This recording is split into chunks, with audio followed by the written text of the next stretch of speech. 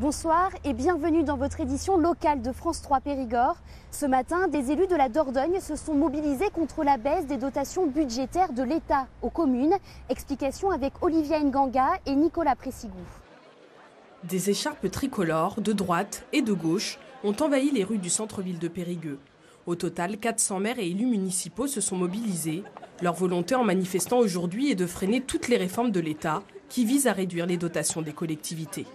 Aujourd'hui, nous sommes responsables de 9% de déficit public au niveau des collectivités locales et on nous impose d'y contribuer à hauteur de 22%. Vous voyez ?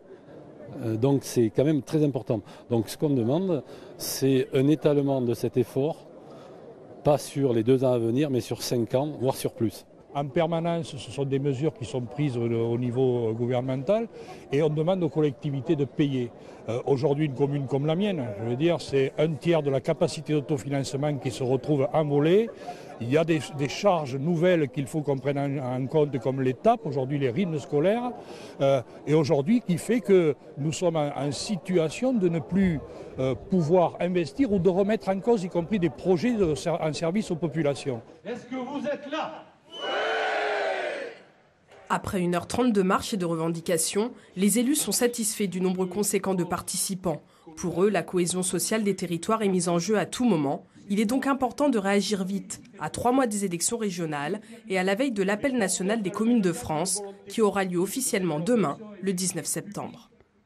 Et à l'occasion de cette manifestation, une délégation de maires a rencontré le préfet de la Dordogne. Voici sa réaction. Nous avons listé, comme un accord avec les maires, les priorités pour le département de la Dordogne. Il y en a 3 principales. La première, c'est de favoriser la mise en place de maisons de santé publique. Il faut tout faire en sorte pour que ces maisons puissent se développer et qu'il y ait une présence médicale sur notre territoire, parce que ça participe de l'attractivité du territoire. La deuxième mesure concerne la mise en place d'un plan très haut débit.